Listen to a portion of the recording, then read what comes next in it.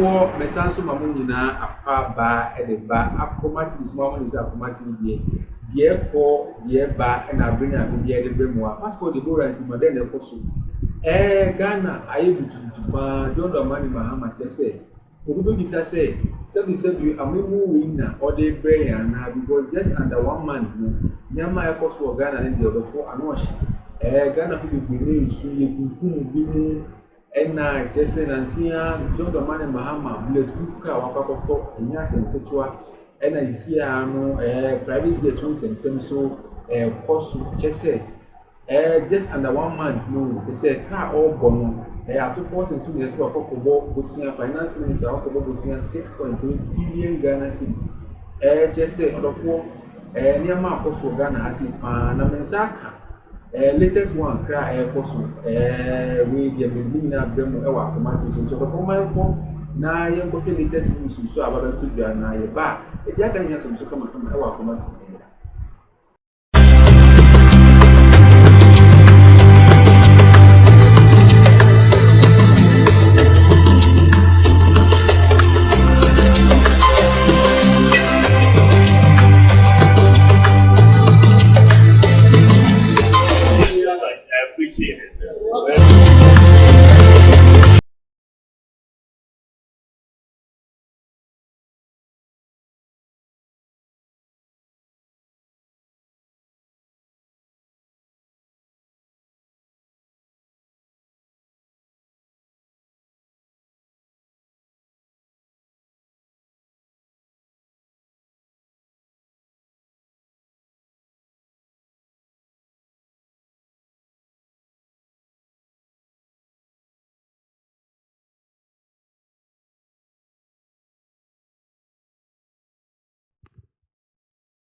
We'll now move on to the next segment of our program.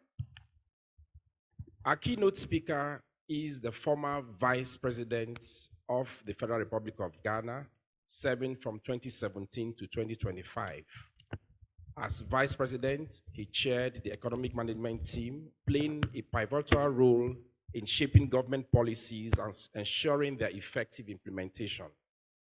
A champion of digital transformation, he spearheaded a comprehensive strategy to leverage digitized government services for public sector reform and economic growth. Our keynote speaker holds a Bachelor of Science degree in economics from Buckingham University, UK, a Master of Science degree in development economics from Oxford University, UK, and a PhD in economics from Simon Fraser University in Canada. It's okay to clap, it's free. Renowned for his innovative leadership, he is celebrated as one of the most transformational vice presidents in Ghana's history, having introduced and led several impactful policies.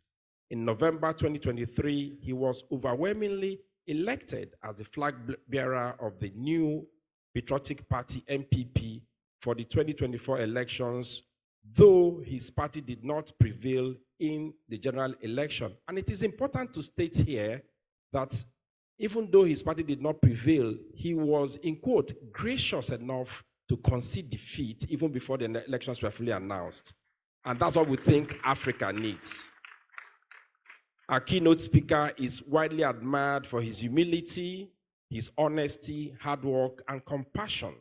He's also admired for his loyalty and vision, traits that continue to guide his impactful contributions to public service, economics, and governance. He remains a respected global voice in economic and governance discussions. Your Excellencies, distinguished ladies and gentlemen, let us welcome His Excellency, Dr. Mahamudu Bawumia, former Vice President of the Republic of Ghana, to the podium. We can do better than that, please. Your Excellency, sir. You're welcome, sir.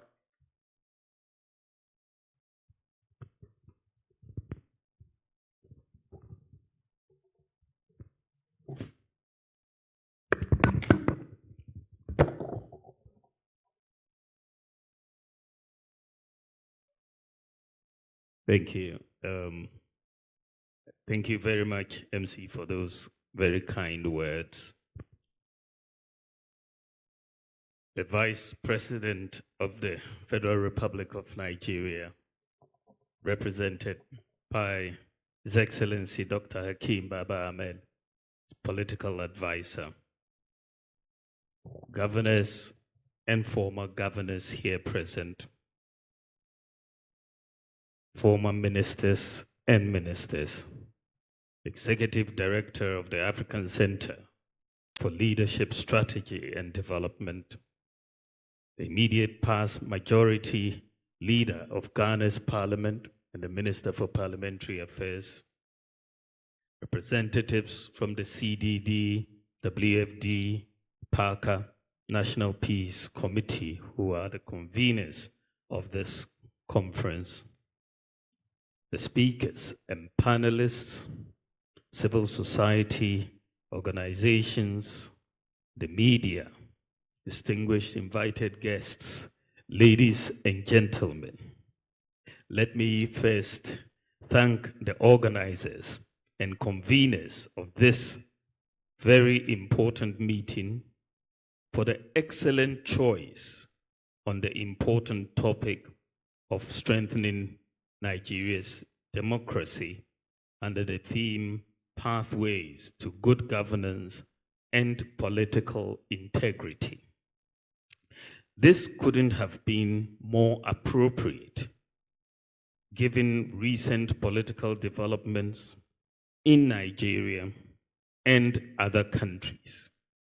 In fact, this theme of strengthening democracy is globally topical and will be just as relevant in countries like the United States of America, South Africa, South Korea, Mozambique, Senegal, Sierra Leone, Mali, Niger, Burkina Faso, and Ghana, to mention a few.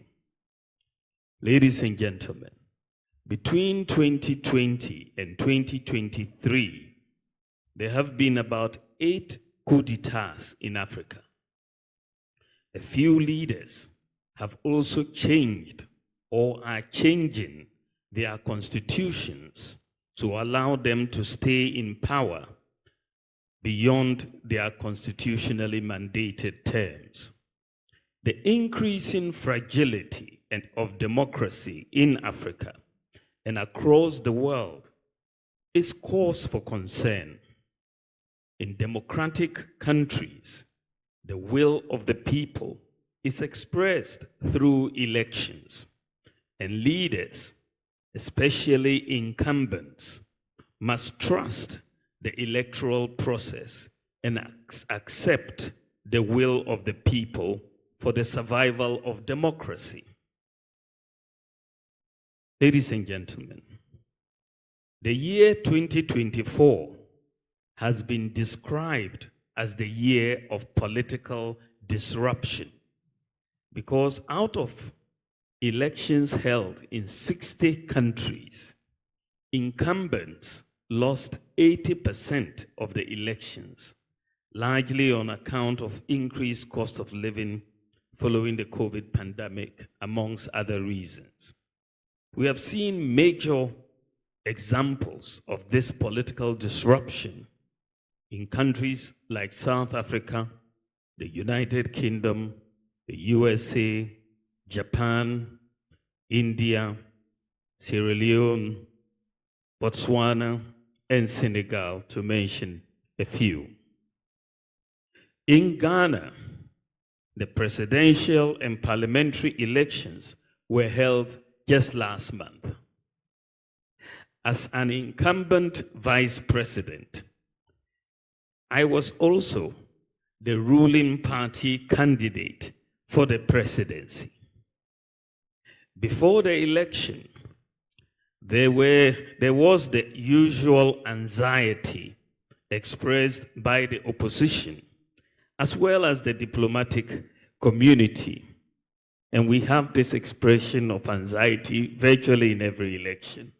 But there was this anxiety expressed by the diplomatic community and the opposition about the transparency, credibility, and fairness of the impending election. The opposition claimed that government had a plan to rig the election. I believe this is a standard claim by all opposition parties in any election in Africa. Frankly, notwithstanding the above, I, as the presidential candidate of my party, I was confident in Ghana's electoral process, as the Electoral Commission had demonstrated over time fairness and transparency.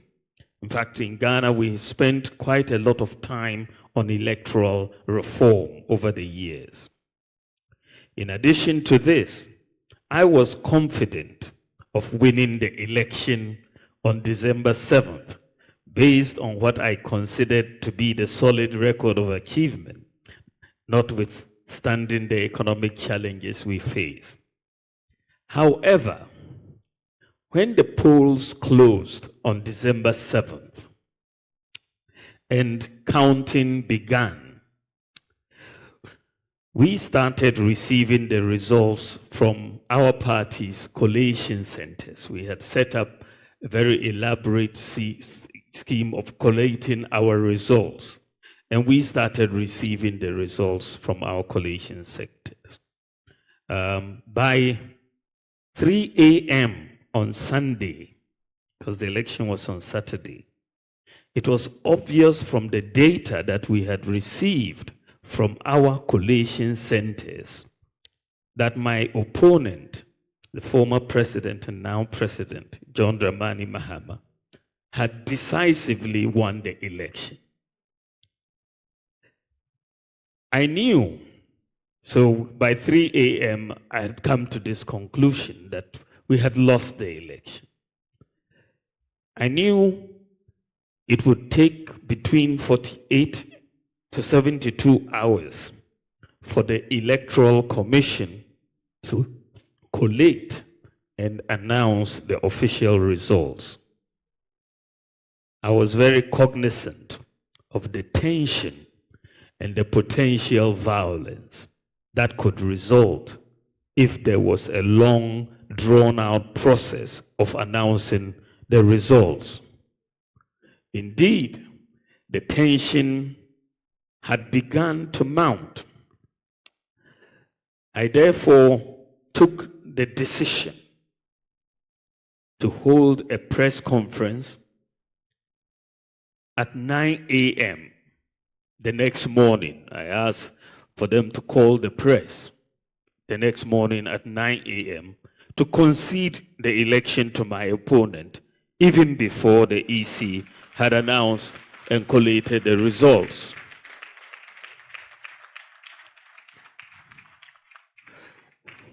You can imagine how incredulous some of even my team members were about my decision to do this.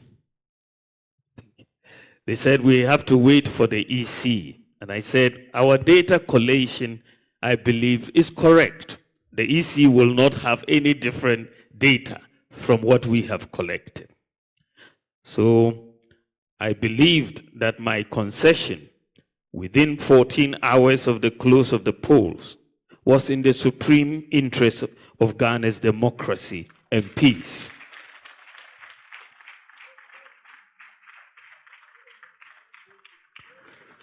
The people had decided, and we had to respect their decision without any equivocation. A politician's ambition must, and I repeat, must never supersede the interest of your nation. Ambition can always be seen for a politician in two dimensions. You have a personal ambition, but you also have an ambition for your country. Most of the time, when we talk of ambition, we are only talking about personal ambition. the ambition for the country is relegated. We don't talk about ambition. When you ask somebody what is your ambition, it's usually coming up about personal ambition.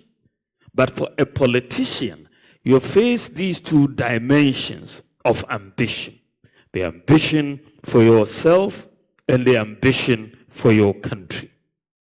For democracy to survive and to thrive and to be strengthened, the ambition for the country must be paramount and must supersede the ambition for yourself.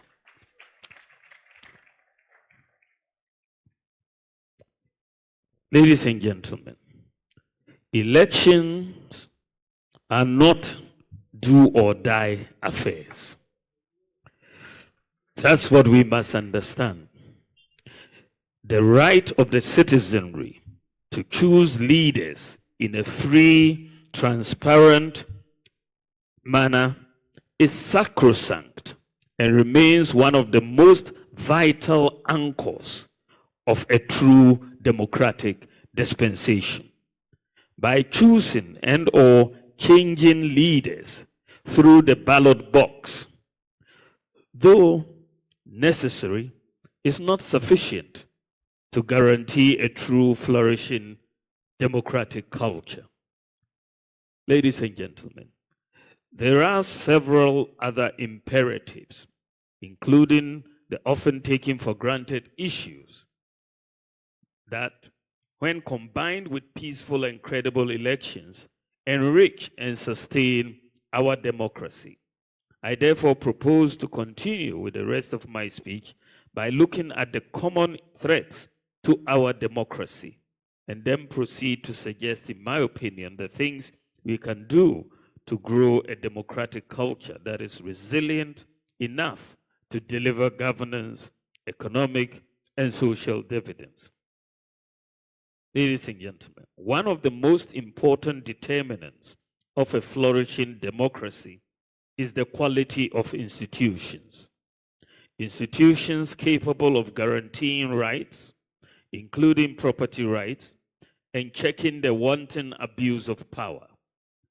These institutions include the independent election management bodies, the judiciary, the ombudsman, the police, the other law enforcement agencies, and many others. One of the most topical issues about economic growth, and as an economist, I follow this literature closely. One of the most important topical issues about economic growth that has been extensively discussed by development economists is the now famous institutions versus geography debate. Celebrated economists like Daniel Roderick have come up to the firm conclusion that when it comes to the determinants of growth, the quality of institutions towers above everything else.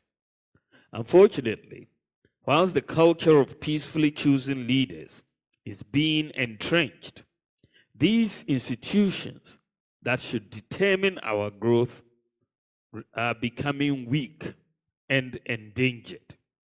Several reasons account for this. First, when we place partisan, ethnic, and other interests over and above competence in appointments to these institutions, we are simply creating mere edifices and structures to reward cronies, creating avenues for reluctant Democrats to get a backdoor route to autocracy and misgovernance. Second, there is a growing phenomenon in our democracy whereby people deliberately run down these independent and accountability institutions purely on emotive reasons, especially when these institutions decide, as they should, to uphold the law in the interest of the masses and in strict fidelity to the law. Ladies and gentlemen, it is rather alarming that sometimes these bastardizations of the institutions are undertaken by people with loud voices, people with professional and technical pedigrees, and people who know the truth as espoused by these institutions. For these people, partisan and sectional interests are often packaged as technical and professional opinions, thereby setting up these institutions up for public ridicule, scorn, and disdain. This has often set the stage for people with no appreciation of the issues at stake to run amok, eroding public confidence in these institutions and causing substantial damage to our democracy. Distinguished guests, ladies and gentlemen, I need to touch on a closely related matter to the quality of institutions. Indeed, it is an extension of that point. It is about what we used to know in the past. In times when democracy was threatened, it was usually the case that a group of people with a known leader would take up arms and assume control of state power and institutions. The group or its leader would proceed to abolish elections, ultimately collapse democracy, and declare a dictatorship. This is gradually giving way, even though a few spots still exist for this path to toppling the democratic order, as we have seen in the sub-region recently. In place of that is an orchestrated hollowing out of democratic structures and processes and taking full control of the state and related organs, making it nearly impossible for the political opposition to win elections. This is a potent way to bury democracy by placing form over substance and depriving democracy of its essential functions. Ladies and gentlemen, in other words, the form is democratic, but the substance is obdurate dictatorship. Ladies and gentlemen, one of the biggest threats to democracy today is what I call the next meal principle. Before I make my point, I need to re-echo the words of one of Africa's greatest sons, the distinguished Nelson Mandela, who said that as long as poverty, injustice, and gross inequality exist in our world, none of us can truly rest, end quote. Democracy must be a means to an end. The best democracy is the one that delivers public goods and services effectively and efficiently and creates opportunities for citizens whilst making conscious efforts to leave no one behind. For sub-Saharan Africa, the data suggests that we do not have an option to do nothing. In 2024, the World Bank estimated that 2/3 of the world's population live in extreme poverty in sub-Saharan Africa. Back home, here, the World Bank's 2024 review reveals that more than half of Nigerians live in multi-dimensional poverty. For Nigeria, and indeed much of sub-Saharan Africa, our work is cut out for us. We need to take decisive actions to demonstrate that to govern is to advance the interests and welfare of the people. We need to reconfigure our economic systems, processes, and institutions in a manner that prioritizes the next meal for the majority of our people.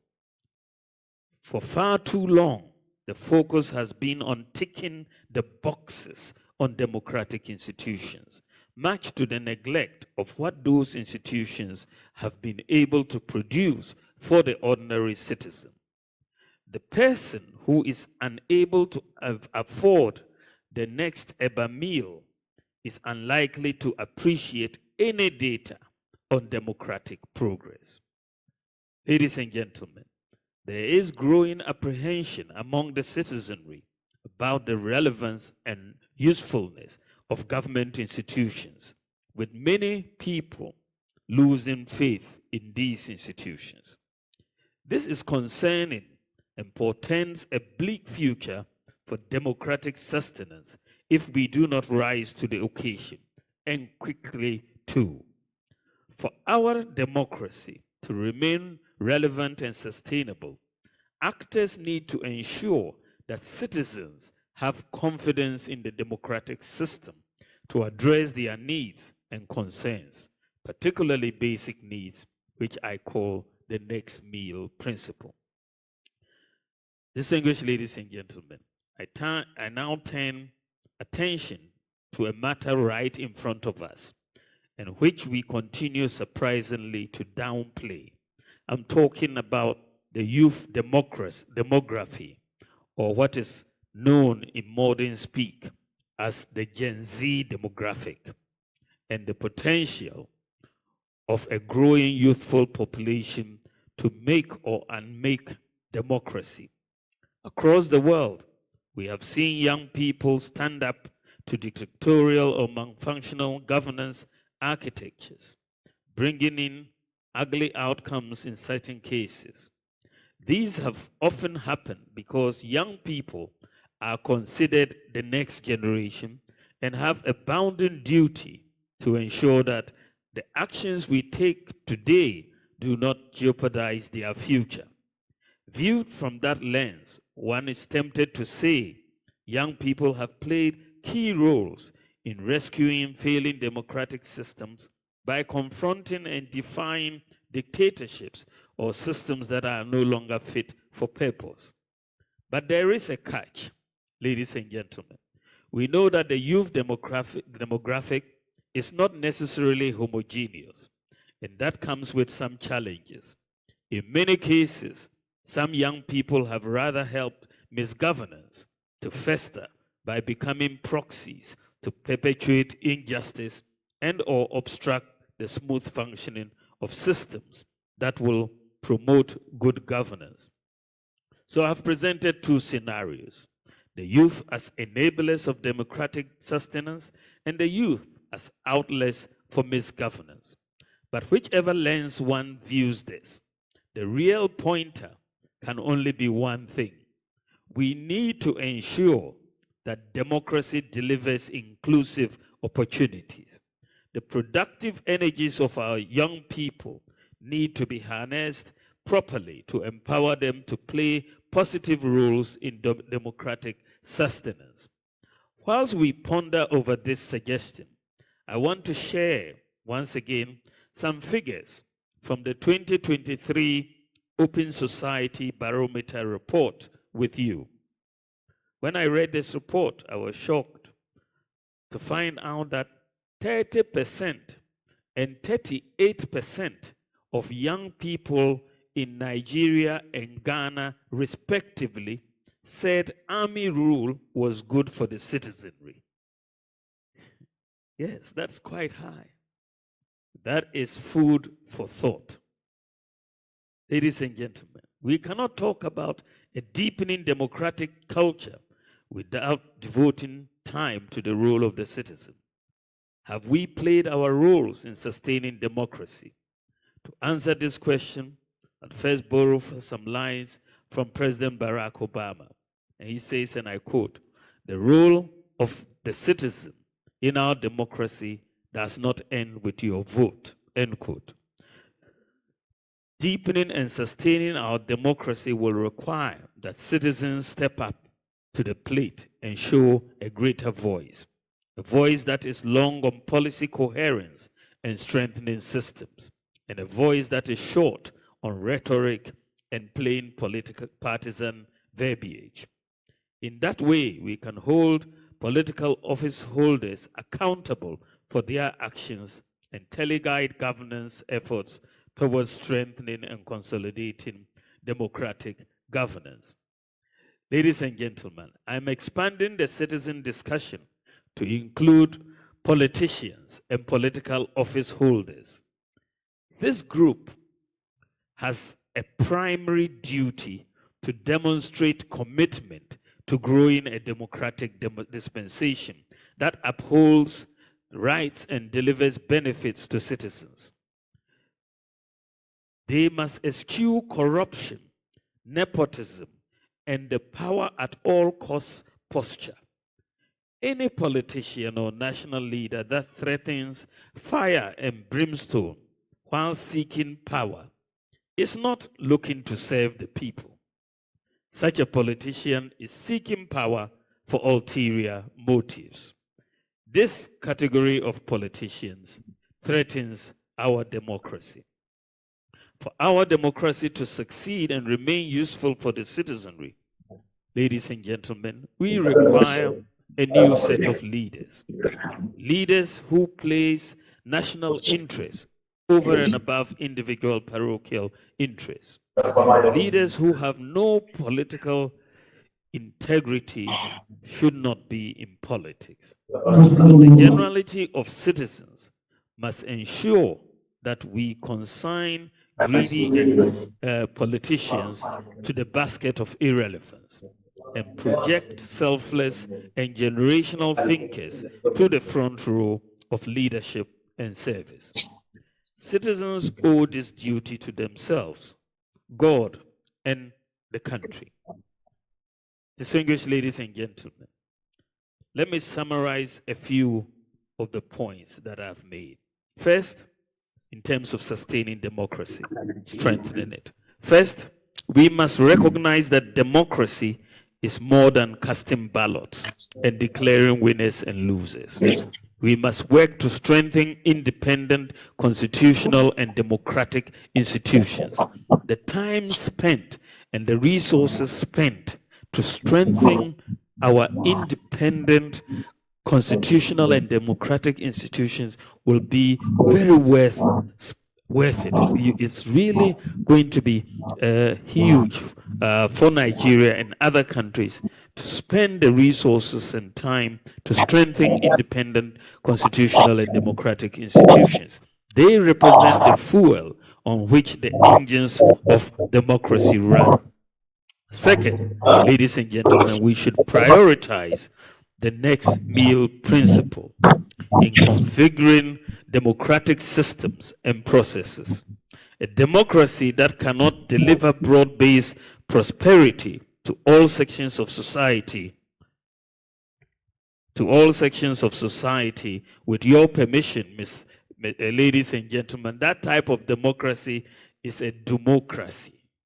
Let us prioritize inclusive economic growth and opportunities, bearing in mind that democracy is a means to an end and not an end in itself. Third, citizens need to play their part in holding duty bearers and political office holders to account by bringing relevant facts and information and well thought through ideas and suggestions to the forefront of national discourse. In effect, the watchdog role of citizens, if devoid of misinformation, fake news, and partisan narratives, can go a long way to sustain a culture of democratic governance. Fourth, ladies and gentlemen, let us direct and harness the positive energy of young people in a way that creates opportunities for them to realize their potential and to reduce their vulnerability to being deployed by predatory forces for ruinous causes. The youth can make or unmake our democracy. In conclusion, ladies and gentlemen, distinguished guests, strengthening democracy is not an event. It will require sustained efforts collectively applied to multiple sectors, institutions, and structures. Nigeria has been a leader for many years on many fronts, not only in sub-Saharan Africa, but across the globe. At the sub-regional level, Nigeria has played a father figure role in economic support and diplomacy, peacekeeping, and restoring democracy in some instances. It is expected that the steady progress being made in democratic governance will be strengthened and sustained.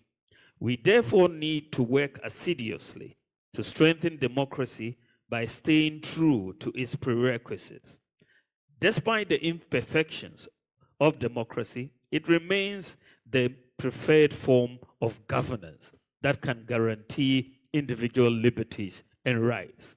Prime Minister Winston Churchill beautifully summarized this point in a line that said, and I quote, "Democracy is the worst form of government except for all others," unquote. Ladies and gentlemen, the 2023 Open Society Barometer report also established that 92% of Nigerians say it is important to live in a democratically governed country, with a further 69% settling on democracy as the preferred form of government. This leaves nobody in doubt that democracy has taken root in Nigeria. Let us therefore strengthen it. I thank you for the opportunity. May God bless Nigeria. May God bless Africa and all of us. Thank you very, very much.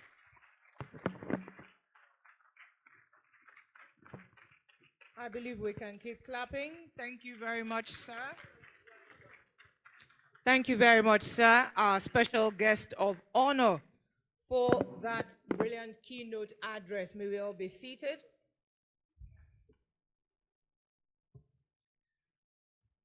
Some of the key take-home.